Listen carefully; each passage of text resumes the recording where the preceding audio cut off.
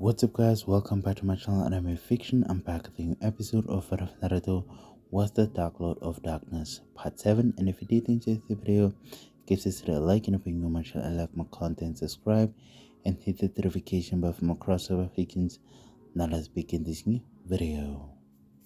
Chapter 13 Crossing the Capital and Getting into Double Trouble. Old Man of the Mountain, Dark Lord 331 Beta Naruto awoke from his slumber to find the girls conversing.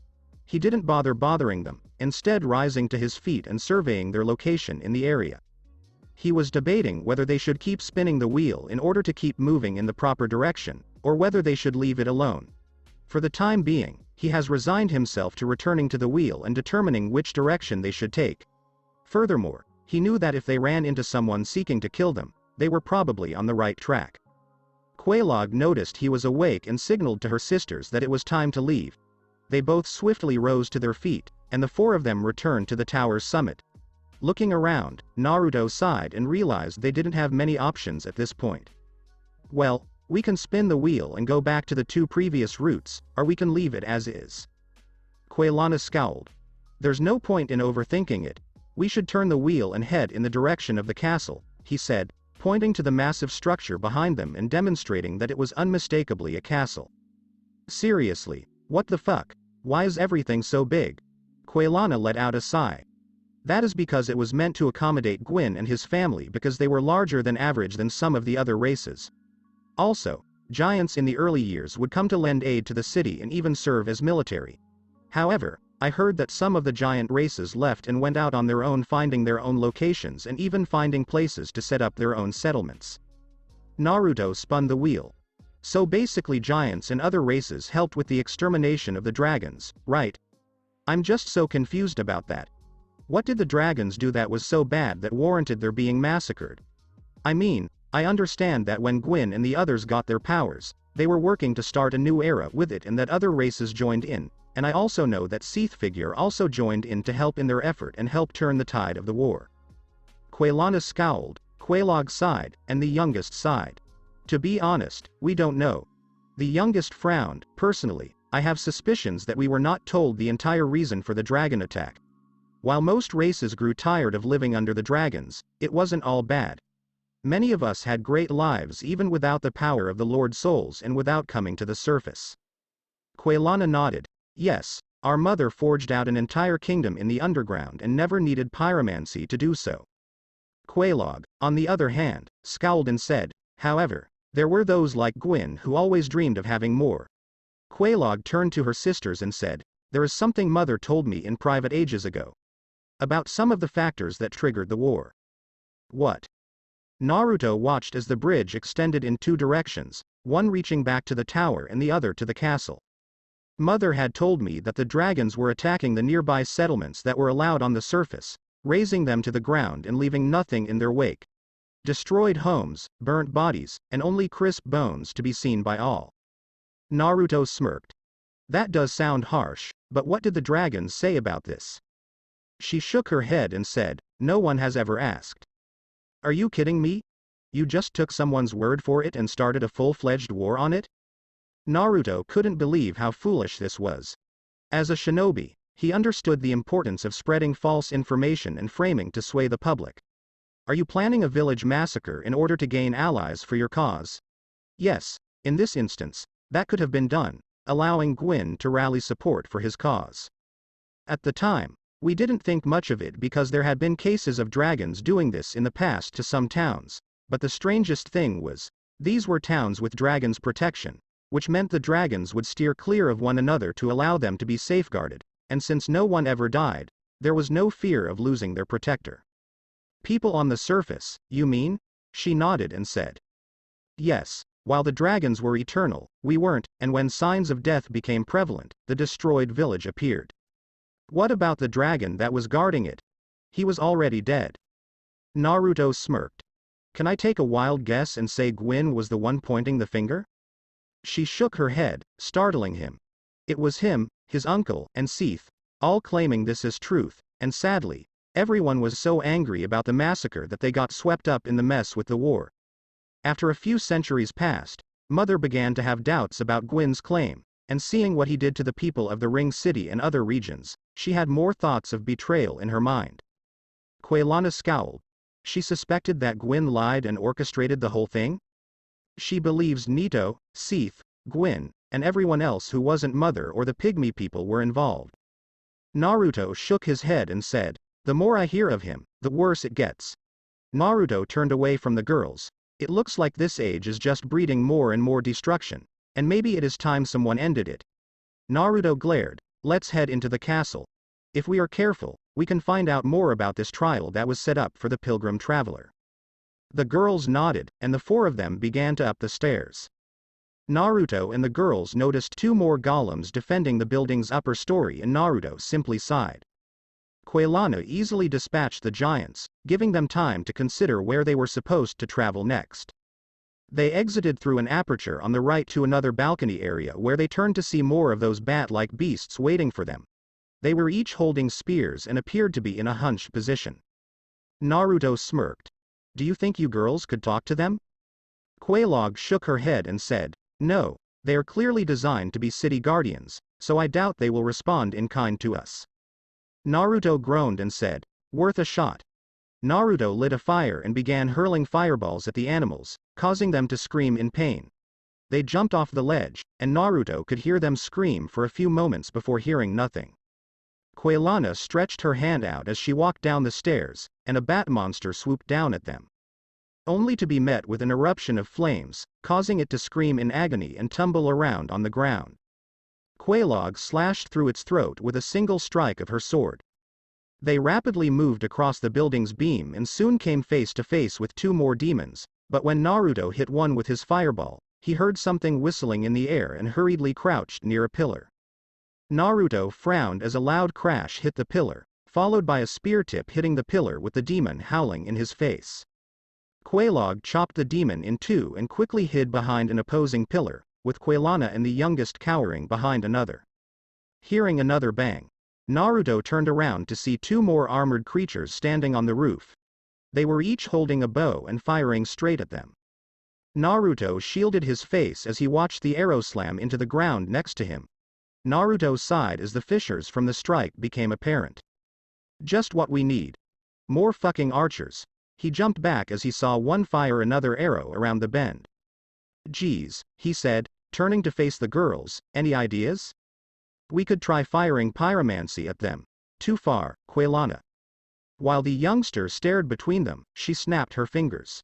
"We could try to split up and take one each." "Too dangerous." Naruto shook his head. "It leaves us open to the other hitting the one running if we are not careful." The youngest person spoke up. "I can handle this if you want." Naruto shook his head and said, "Look, as nice as it sounds, buffs aren't going to cut." The youngest extended her hands, and he quickly watched her flame take shape. It quickly shifted around and stiffened. They noticed she had constructed a dark black bow with blazing etchings that looked to breathe flames after a few more seconds. "What the fuck? I don't remember people with pyromancy being able to do something like that." She laughed. "I learned to do it with my flames, and Mother taught us that we can each come up with our own weapon concept, so I created a bow because I don't want to be close to people if I have to kill them, and close combat is not my specialty." Naruto nodded, then looked around his pillar and seen another arrow hit the ground close to him. "Do you think you could hit them? This is a long distance to ask you to do it." She shook her head and said, "I could pull it off if I was closer." Naruto sighed.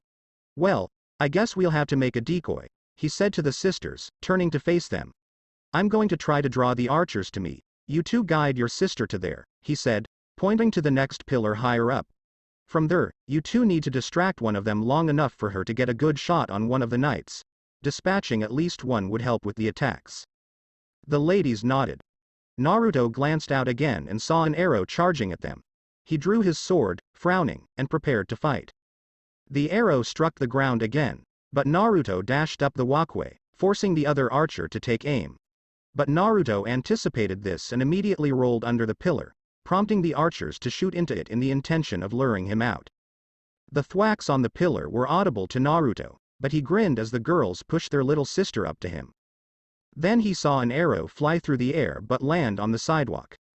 Naruto's eyes widened as he noticed the archer to his left aiming for her. Cursing, he dashed from behind the pillar that was blocking the other one's shot, and seeing the arrow flying through the air, he chopped it in half. The arrow proved to be more difficult than the other ones, but he managed to go through it while hating himself for using more arm strength than he thought possible. He was anxious about how badly the attack had damaged his sword, and he became even more concerned when he noticed the archer staring at him with his bow drawn back. Knowing he needed to move, he hurried to the side, but he immediately yelled in pain. He collapsed on the ledge and cursed as he saw the arrow rip right through his leg. He tried to drag himself to the pillar, but it was too late. The archer was poised to fire again, and this time he wouldn't miss. But it was shortly struck by something composed of fire, which struck it in the chest, resulting in a great explosion. The knight collapsed to the ground, engulfed in flames, and vanished in a cloud of dust. Turning around, he noticed the youngest had her bow drawn back and was aiming at the knight in question with a pout on her face. Quaylana and Quaylog rushed to them and swiftly pull him behind the pillar to check on his injuries. "No problem. Just pull it out and hand me the Estu's flask," he yelled in agony as soon as the arrow was removed. It ached so bad, and the incision continued to flow excessively. Taking a deep swallow from the flask, he whimpered as his leg seemed to repair itself, and soon the vapor released to show he was entirely cured. Another explosion erupted, and Naruto saw the youngest pointing her bow towards the second knight, and judging by the screaming he heard, she struck her target. "That's all for the archers for now. Can you continue? Do we need to go back?" she asked as she moved closer to the group. Naruto straightened up and shook his head. "Thanks to the flask, we won't have to, but we need to be careful from now on. Small mistakes like that could lead to us falling off the ledge and dying." The girls nodded, and the four of them hurried up to the archer's location, taking some items left behind and heading around the bend. They eventually made it to a balcony, where they hopped down, Naruto catching the youngest and setting her down, and went into the corridor. Naruto entered the room through an adjacent door to see a bonfire and a familiar face. Solaire. The armored knight shifted his gaze. "Well, if it isn't Naruto. How are you doing, my friend? I'm glad you appear to have made it to Orlando's capital." Naruto shook his hand and grinned. "Yeah, it took me going through that fortress, but after that it was a pretty easy walk." The knight bowed and said, "Good to hear, but who are your friends?" Naruto shook his head. "Oh, that's Quaylana." The pyromancy expert bowed. "Quaylog," she waved her hand, and the youngest pouted. "You don't know who your companion is?" "Never came up to be honest. All I know is she is the youngest of the sisters and seems to have unique pyromancy like her sisters but is also gifted with archery skills." The girl kept pouting. "I see then, young lady, what is thy name?" She laughed. "Quativa."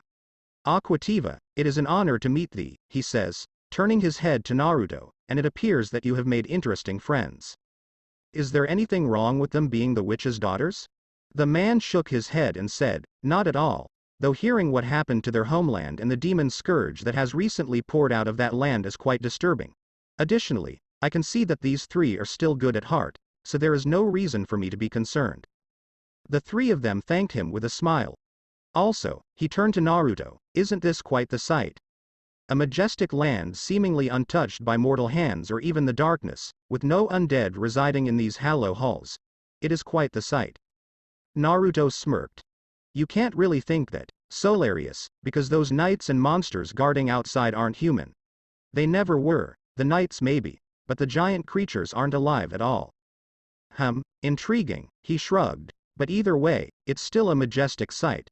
I wonder if I'll get to see Guinevere while I'm here." "Guinevere? Ah, you didn't know. Lord Gwyn supposedly killed his daughter, but it was a lie to fool those fiends in Orlando. Apparently, they were planning something related to her, but he managed to fool them into thinking she was dead. Only those who walk these hollow halls and those loyal to the Lord of Sunlight know the truth that she lives." Naruto grimaced, realizing that was a lie. Guinevere lives in his seal, so how was she in the capital, and what was this about Orlando? It appears that there was more to that city and the reason for its demise than just a general treachery. Something he'd have to think about shortly. So, where is this goddess located? Did he actually believe what he was told, the sisters wondered? "Ah, you seek an audience with her, Good showing, old friend. I heard she is residing outside the main auditorium. You will, however, have to defeat the Guardians. Apparently they are some of the most feared fighters still residing in this city. If you manage to defeat them, perhaps you will follow in the footsteps of Lord Gwyn. Naruto shook his head and said, perhaps, but first I want to find out where this goddess is and what she is protecting, as this has piqued my interest. He nodded and said, please contact me if you require assistance. I will, but I want you to stay safe, Solaire. Oh, don't worry about me, Naruto. I'll explore the rest of the city before departing, where I'll train further and seek deeper into the lands to find my son. Naruto simply nodded. I wish you nothing but the best. The man nodded and walked out of the room, giving each of the women a shout. Naruto groaned and said, poor guy, I really want to tell him, but I don't think he would believe me without proof. Quitiva nodded and said, sometimes it is better to let them discover the truth for themselves, but I am perplexed. All of the realms appear to be in chaos, with the exception of the catacombs. Is Nito not plagued by the same problems as the rest of us? Perhaps, Quelaag grumbled, that overgrown back of bones and dark puss has always had his own agenda in mind. As long as people are still dying, it just adds to his army and his collection. Why should he care about us? It is all about him. He was like that before the war and he was like that after the war. All that was given to him was the catacombs. After that, he never bothered to help anyone or any other lord. Naruto bowed. It appears that all the lords were absorbed in their own agendas, which all led to this mess. He said to them, turning to them, we need to find out about this plan that Gwyn had in place and see if we can do anything about the problems plaguing this world. The ladies nodded. As the gang exited the room, they made their way down the corridors, where they were shortly met by Silver Knights. They proved to be more dangerous than imagined, but Naruto and the girls were more than prepared. It was an easy achievement with Quitiva plucking off some of them with her fiery arrows, Naruto and Quelaag cutting down any who tried to get near, and Quelaana offering further help from range. The four moved through the chambers and floors before ascending a flight of steps to a clearing where they dispatched the remaining Silver Knights. They found Sigmire standing at the bottom of a tower staircase, his face expressionless. Oh, it's you again. Hey, you in trouble again? Quelaag's sisters knocked against her, and she poked her tongue out at them. It appears I'm in a bit of a pickle with these knights. They seem to be relentless, and it's not allowing me to carve my way through them. Naruto shook his head and said, how about fighting with us so we can clear out this room faster? No, I have to do this myself, so please leave me alone to think. Naruto shook his head and said, sure. They entered the room, Naruto diving under a spear stroke and stabbing at the knight. He blocked with his shield, and Naruto grimaced as he saw his blade fracture. Don't have time to play nice. Naruto hit the knight in the head, knocking it back, and then shoved him through the window, sending him to his doom. Quelaag sliced the spear with her sword, melting the metal bar that held the point of the blade and leaving the knight staring at his weapon. Only to take a flaming arrow to the face and burst into flames. Quelaana laid a trap for him, causing him to slip and fall onto the bed, which she lighted, causing the knight to scream in pain and attempt to get up, but she placed her fire trap on him. He walked on the trap again, causing the knight to vanish and the flames to disperse following the successful encounter. Returning to the room with the Onion Knight, hey, Sigmire, we finished that fight for you, you may proceed. What? He grumbled, you couldn't have at least let me think of a strategy. There is no shame in seeking assistance, we would do the same in your situation. He grunted as he went by the adolescent in question, his sword slung over his shoulder, and Naruto just groaned. Man, you're a stubborn blockhead. The gang returned the way they came, entering the building and descending the stairway. They came upon two more Silver Knights, which Naruto effortlessly dispatched with a few rapid swings of his sword. But then something terrible happened, his weapon snapped. Naruto sighed as he sent them away, looking at the shattered shards of his blade. He then extended his hand, and Dragon Slayer appeared. This is going to be a bitch to carry. If you want, you could use one of my weapons, Naruto, Quelaag said, holding out a katana. Naruto shook his head. No, thanks for the offer, but I'll just use this big guy until we find someone who can work on armor and weapons, at which point we can get it fixed or I can find a replacement weapon. The females nodded, and Quelaag removed the second weapon. The gang examined the wall mounts and noticed miniature what appeared to be reptile creatures hanging from them, leading Naruto to believe they were some kind of dragon-like creature, if not dragons themselves.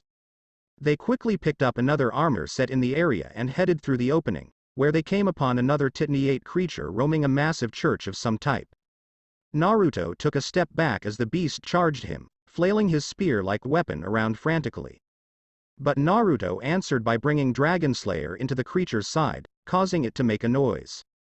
Naruto dragged the blade through the monster's stomach, and it soon tore through, causing it to collapse in half.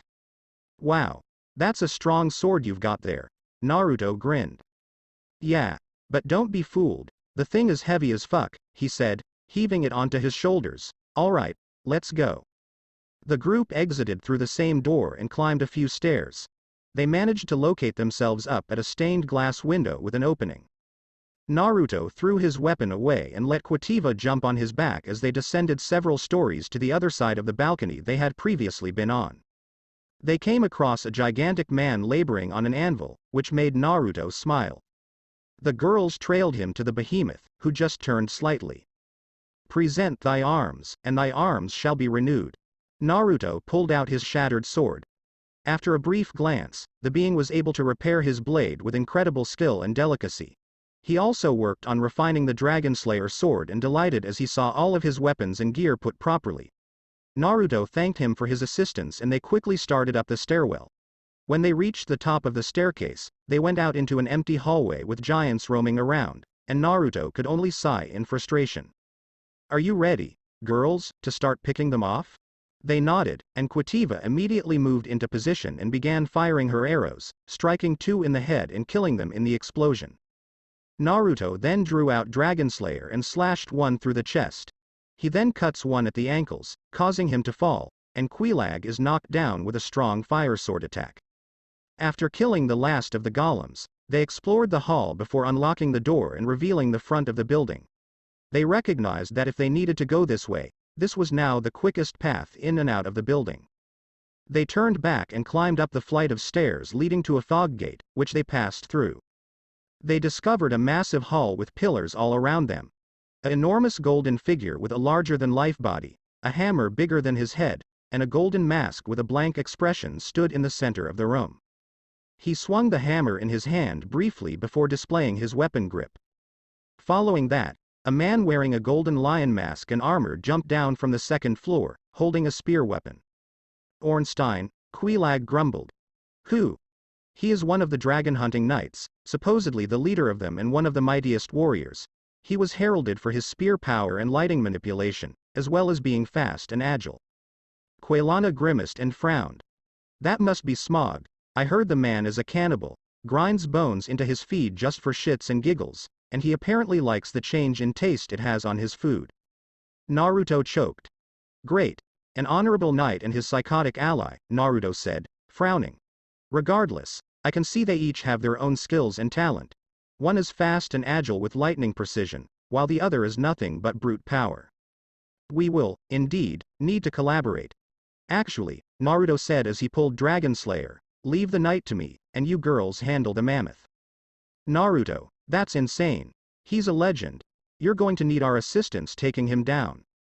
If we fight with both of them, or if one of us takes our eyes off of one of them, they could kill us in an instant. The best thing we can do is divide and conquer. Besides, he smiled, holding his sword forward, I'm looking forward to clashing with a legend. The knight locked his gaze on him and swung his spear around before returning the point with his own. Naruto and Ornstein quickly settled on one side of the room, facing one other, while Smog simply groaned and lunged at the females with reckless abandon. Naruto narrowed his gaze and grasped his blade hard in his palms. Bring it on, Dragon Slayer. The knight swung his spear before attacking him, clutching it in both hands. The clashing of steel rang through the room, and the war of the factions was soon underway. Naruto locked his gaze on the spear wielder. He had a different aura than the golem, the dragon, and everyone else. It was absurd. Naruto was clearly experiencing the same emotions he felt when confronted by Madara and Obito during the conflict. Ornstein charged forward with his spear in a straight strike. Ornstein dives to the side, missing the cut by millimeters as Naruto sidesteps and strikes his sword. Damn. Ornstein threw the weapon around and struck Naruto, who blocked with his blade turned to the side. The stroke struck the sword, forcing him to sink his feet in the ground in order to resist the attack's power. The spear slashed sideways at Naruto, who immediately jumped backwards to avoid the strike, which resulted in the spear hitting the pillar. Ornstein gazed at the pillar, wrenched his blade free of it, and brought it down with another swipe.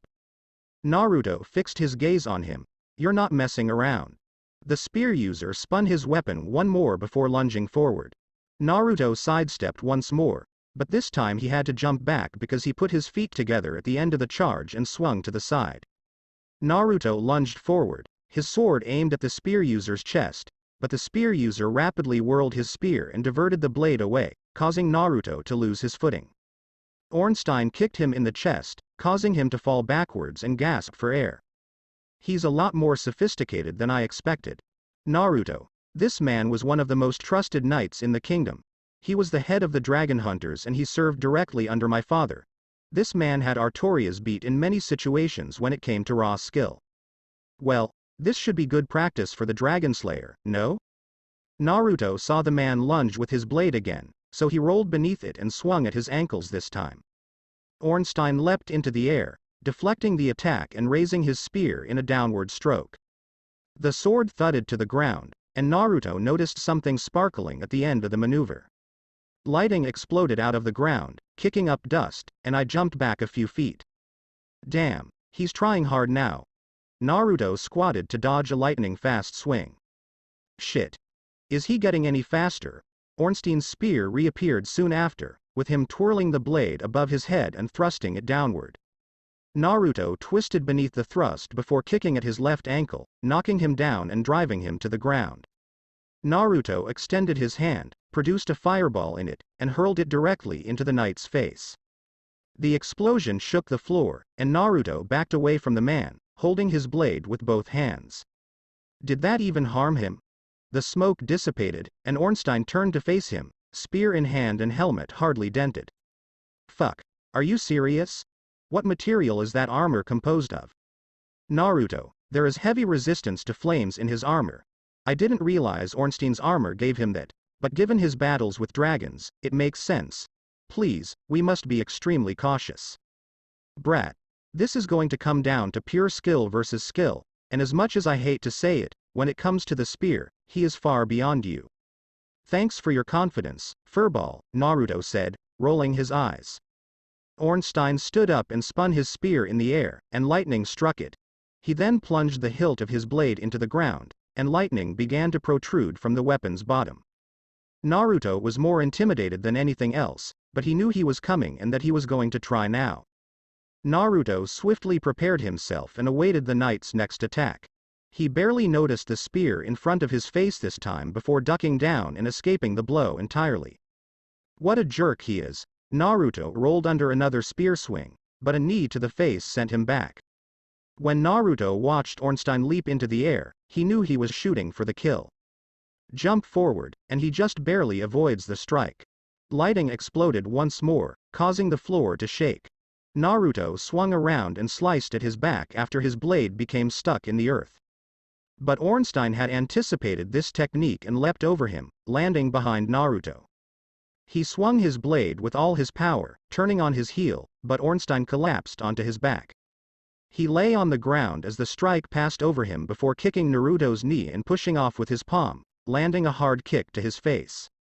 Naruto flew to the far side of the room, collapsing against the wall. The knight noticed the damage and moved up to his spear, pulling it from the ground and spinning it. He approached Naruto, gripping his spear and generating lightning at the end of his blade. He raised his sword and thrusted the tool. However, his blade was blown up by an explosion, sending it hurtling through the air. The knight stood there perplexed, but soon found himself coughing from a powerful hit to his stomach and something protruding from his back.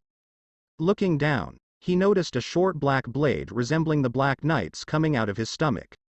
He reaches down to remove the blade but finds himself falling backwards. When he looked up, he saw Naruto standing there, blood streaming down his face and mouth, smiling. Damn you. I almost had you. Ornstein locked his gaze on the man before removing his sword from his stomach and hurling it across the room. The weapon strewn across the floor, near the battle between the girls and Smog. The knight touched the hole in his stomach, witnessing the blood flowing out of his wound. He returned his gaze to Naruto while holding the blood close to his face. Well, that fucking hurt either way, Naruto said to the knight. I can see why you have such a legendary status, your skill is insane. I think you could give some people I know a run for their money. Naruto went in front of the spear that had fallen to the ground before him. Do you want it back? The knight looked at him before carefully approaching him. Not so fast, says the narrator. Naruto swung his blade at the knight, but he vanished in an instant. Huh. Naruto sensed something chilly and damp behind him, his back brushing against something, and he cautiously turned around. Ornstein stood there with his spear in hand once more. It was wild, and his speed was terrifying. How in the fuck? Naruto shook his head, swung around, and aimed the sword towards his legs. But he was gone again, and this time he was standing in front of him. How on earth can he teleport? No, it's not teleportation, it's familiar. Ornstein is using his own lighting to manipulate his body movements, essentially enhancing his speed and reaction time to be faster than average. Ornstein was already fast and quick on the draw, but now he appears to be vanishing out of sight and mind, but it is just lighting enhanced speed. The Raikage tried something similar, but I don't think he was as excellent as you. We can tell mana works differently because of your senjutsu and this guy's lighting control, he's on a different plane than the Raikage. Naruto bowed and drank quickly from the flask before returning his gaze to the knight. He twisted his spear in a quick circle before lightning engulfed him. That's not good. Naruto instantly drew and flung one of his daggers. The dagger shattered, and Ornstein drove his spear into the earth, causing it to fracture and sizzle from the impact of the lightning. Ornstein, the famed Dragon Knight and Dragon Slayer of legend, was now at full strength. He was forcing every bit of lighting control through his body, and he was gleaming so brightly that the floor reflected it. At the same time, the raw power he was emitting was causing the floor to fracture slightly. Shit. This is horrible. Naruto narrowed his eyes as Ornstein slowly drew his spear, holding it tightly in his right hand. Naruto was quickly skidding across the room, spitting up spit and blood. Looking down, he noticed that he had been hit in the stomach, but there was no movement or action. Just the intensity of the strike, and his mind digesting the anguish he was in. He's way too fast. I don't think I'll be able to keep up with him. Naruto looked up to see the knight approaching him slowly. Before reappearing above Naruto, he holds his spear sideways in his hand. He swung his greatsword at Ornstein, who avoided it and slammed his spear into the floor beside Naruto's head. Naruto kicked at his leg at the last second, only to hit air. Ornstein stepped back a few paces and whipped his blade around faster than he could see. He quickly gathered lighting at the tip of his weapon and leapt towards him. Naruto rolled beneath the assault, just avoiding the lights and allowing him to strike one of the pillars. The explosion ripped through the room, destroying not just this pillar but also the second pillar at the far end of the room and striking the wall, causing it to shatter from the impact of the attack. Fuck. Fuck. Fuck. He's too strong, Naruto thought as he watched the knight turn to him and swung his blade at him, barely escaping the action. I'm going to die at this rate. Kit, listen to me. We can win this, but you need to think about what you can do to put this fight on a level playing field for you. There is nothing. Dragon Slayer is too fast to catch him, and his reflexes are greater than mine, not to mention his mastery of his lighting mana is superior to my manipulation of fire. Naruto's eyes widened. Shit, that's it. He remembered the incantation of the fire magic and slammed his metal hand into his chest, causing his body to erupt in a massive torrent of flames. The knight looked about, seeing the blazing fire growing around him and Naruto standing up as his body slowly burned from the ferocity of the flames. He had to elevate his spear, however, as Naruto arrived above and knocked his weapon down in a huge smash. The hit caused the floor to break, and he quickly found himself on one knee, groaning in pain. Naruto quickly circled around the block, appearing behind Ornstein, who suddenly vanished and reappeared above Naruto. He countered this by rushing around his downward strike and ramming his sword into his chest, sending him sliding to the side. but he jumped back up and charged Naruto with another tremendous bolt of lightning at the end of his spear. Naruto conjured flames around his sword and brought it down at the point of the spear, causing a powerful explosion that rocked the place even more. The girls were watching the action unfold, and dealing with Smog proved easier than expected since, while powerful, he was slow, and owing to their combined effort, they downed the monster after a few well-placed precision hits to his body and hands. He didn't have much offense left after losing his hammer. They were now focused on the confrontation between the Dragon Slayer and Naruto, the witch's hero and the man who had traveled the furthest on this journey. The action heated up again as Naruto pushed the spear down and stepped on it, keeping it in place while swinging his blade towards Ornstein's neck. But his foot smacked the ground as he vanished again, this time behind Naruto. A blade quickly struck the spear, deflecting it to the floor. The floor exploded once more, and Naruto charged the knight, who jumped through the air and landed a few feet away, having to ditch his spear yet again. Naruto flinched and narrowed his gaze. Fuck, the harm is catching up with me. I need to finish this quickly. Naruto, drink the flask, you still have a few drinks in you. No time, this guy is relentless, and if I ease up for even a second, he would catch me with a fatal blow, Naruto inhaled. Flames erupted again around his body, the heat increased, and Naruto could feel his body surrendering to the pressure of the blaze. But suddenly he felt a relaxing sensation and looked around to see Quitiva reaching out her hands, and his body felt lighter and the flames didn't sting as much. Kit.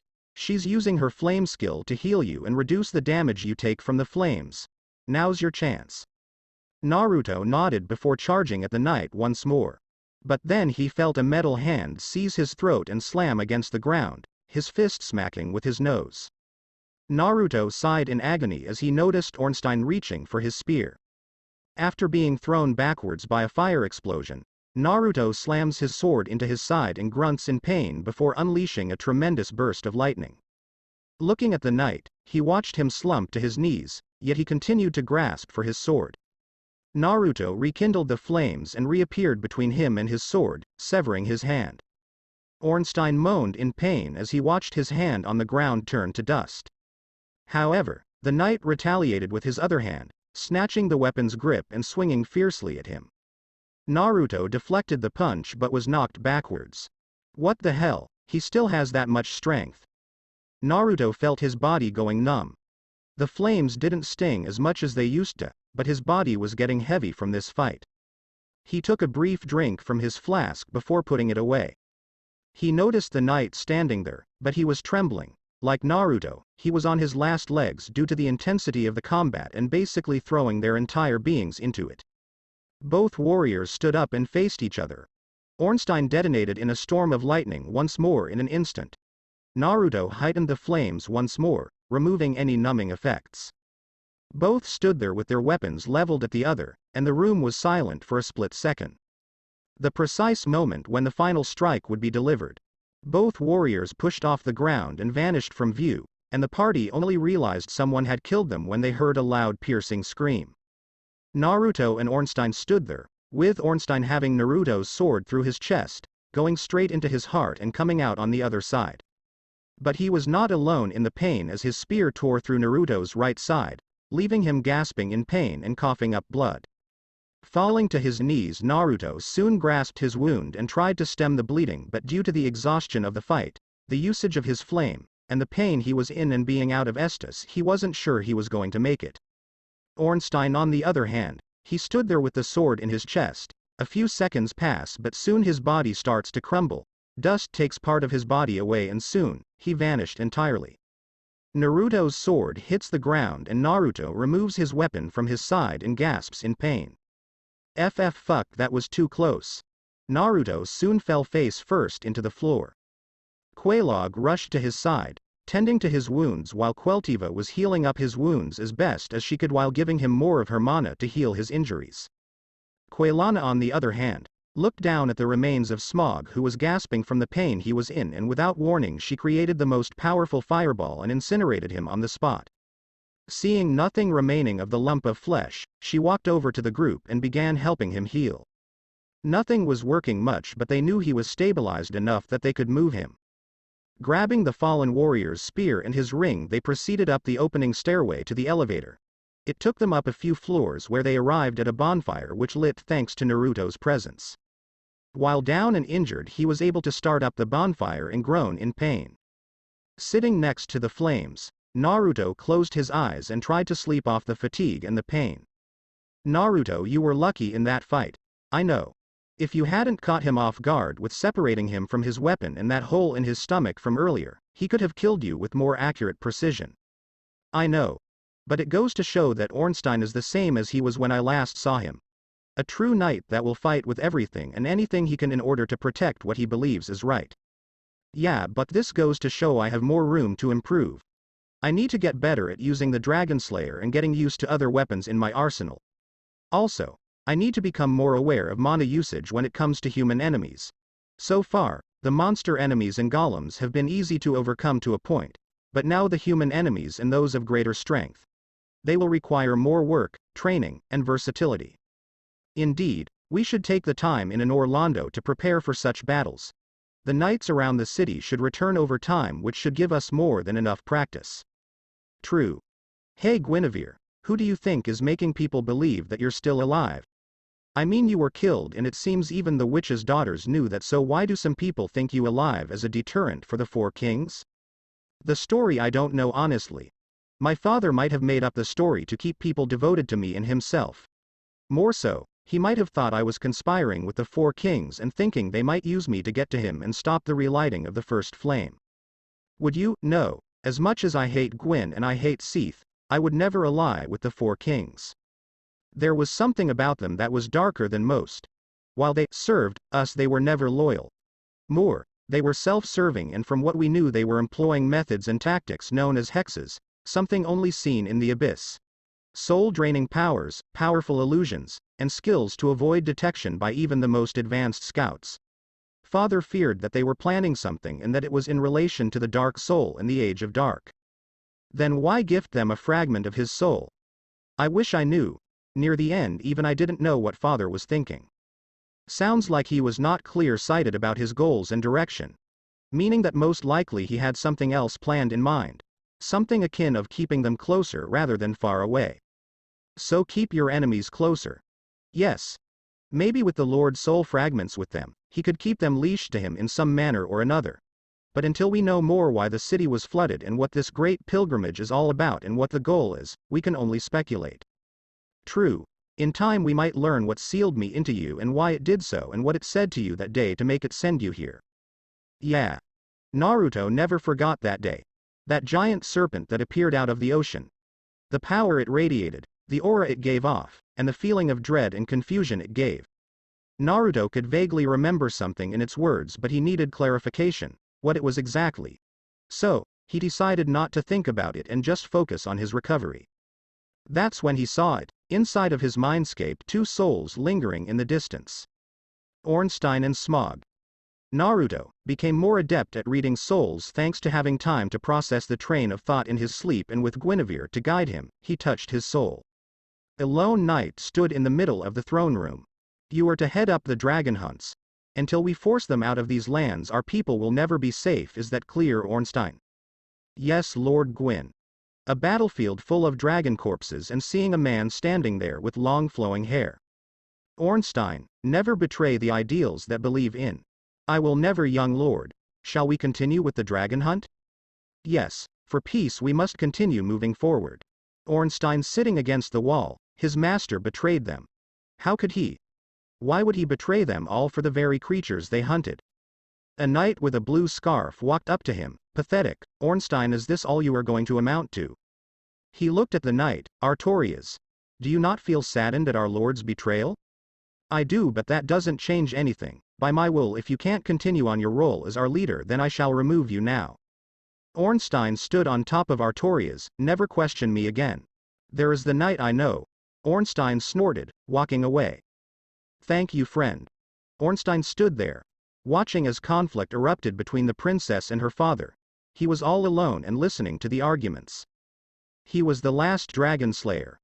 Artorias was lost, his lover was lost, his master was gone, he was all that was left. He watches as Gwyn strikes down the red hair princess and spits on her body as it disappears and leaves. Ornstein was given orders to watch over the castle with Smog, told to protect the Lord's sacred item until the time comes. Ornstein looks back on the castle and turns away. I'm coming for you, my liege. Naruto released the memory and his mind was abuzz with information. How does that work? How the fuck does that work? Guinevere, who watched Naruto go through the soul, frowned. What is it? Ornstein, the memory, there must be something wrong. How so? The memory I watched. I saw your death, I saw him talking to someone in the Battle of the Dragons, and I saw him walking away from the castle saying he was going to find his liege. I see. Guinevere, this makes no sense. How could he have left the castle yet still be in the castle simultaneously? Guinevere frowned. The same way I'm still here as well. Naruto frowned. You mean, something else is in its place? No, I believe, we have to confront me, only then can we find our answers. Naruto frowned and nodded his head, retreating out of the mindscape. Upon waking up he stood to his feet, stretched out his body, and pulled out his weapon before walking up the stairs to the big double doors. The girls followed him into the room where, upon opening the door, they were greeted by the most magnificent sight. Guinevere, in her giant beauty and large breasts on display, laying on her bed staring down at the group that appeared before her. Greetings, undead. I'm pleased to see you have made it this far. Come forth, as you have proven your strength and valor through your journey. Naruto stared at the woman and the sisters were staring at her in shock. Is it possible that she did survive? Quailana was not sure what to believe anymore. Quelaag just glared at the giant breasts in front of her and how Naruto seemed entranced by them. Quitiva was just staring at Naruto, noticing he didn't seem impressed. Given he almost died, she guessed it'd be hard to do so after fighting a legendary knight, but for some reason his reaction was even more confusing. Naruto took a kneeling position in front of her along with the girls and the giant woman continued. I bequeath to you the Lord Vessel. Naruto soon found a giant dish bowl in front of him. There he could feel the power of the bowl and made it vanish into his inventory. I beseech you, you must succeed Lord Gwyn, ending the age of twilight and bringing an end to the sacrificing of the undead. Naruto gripped his fist. Is that all? Naruto stood up and glared at the illusion. I will admit you're good, but...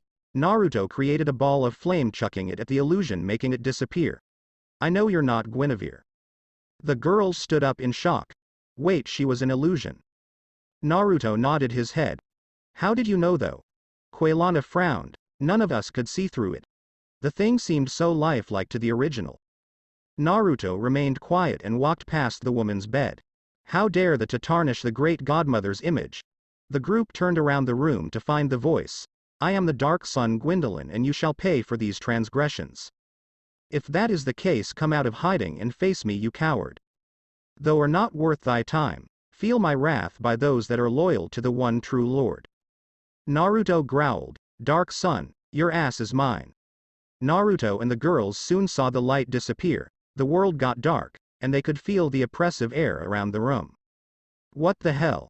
Quailana and Quelaag looked at Naruto. Are you saying that we just angered a god that is still in this city? Yeah.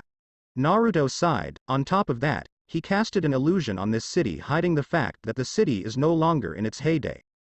Meaning, everything we have seen up to this point, it was all an illusion? Quitiva was gasping at the notion. Such powerful magic, even master magic users would have been fooled by such power. Naruto sighed. Yeah, but that means we have to find this Dark Sun and beat him if we want to leave this city alive. Walking out of the castle, the group saw that the area was now pitch black and there was nothing heavenly around or about the location anymore. Looking down, though, they saw someone standing at the bottom of the staircase. Thou has transgressed against our Lord. You shall feel our Lord's wrath and show penance for your sins. It is the least I can do to help you atone. Naruto got ready to pull out his sword, but Quelaag stopped him and stood in front of the woman. You deal with the Dark Sun, we'll handle this one. Quailana joined her sister and powered up her flames while the youngest pulled out her bow. You guys sure? Quelaag summoned her sword. Oh yeah, now go and beat that god. Naruto nodded his head and quickly traversed the bridge. The minute he tried to rush past her though, she rushed at him only to be stopped by a flaming arrow and explosion. Though shall suffer as though mother suffered. The sisters glared and soon saw Naruto moving the wheel and smiled. They charged her and she returned their charge with equal vigor. Naruto had returned to the bonfire, which he was sure was the direction of the voice he heard, but he saw nothing but the Gwyn statue standing there, and this left him unsure where to go. Looking around the room, he tried to find out where he was supposed to go and how he was supposed to do it. After several minutes he just grunted in frustration. Damn it, there has to be a way. Raising his sword he slashes at the Gwyn statue in frustration, but he then saw something happen. The statue disappeared and revealed a staircase going downward. What the? He smiled, clever hiding it behind an illusion. Naruto walked down the staircase, finding himself facing another illusionary door. Taking a deep breath, he walked through the door and found himself in a hallway. You have transgressed against the godmother and now you dare to sully the halls of the great lord. These sins shall not be forgiven. Out of the darkness Naruto saw a woman appear. Dressed in a white robe, wearing a white mask of some kind and a crown, he was sure this is the dark god. But he was confused as below there were no feet but tentacles that were keeping them elevated off the ground. Face the wrath of the heavens, for this is the judgment of all that dare to sully this sacred place. Naruto glared. Bring it, dark sun god. To be continued. That's it for this podcast. Thanks for listening to this video. I hope you did enjoy this particular story, and if you did, like, share, and subscribe for more. And thank you all for having support, and have a great day.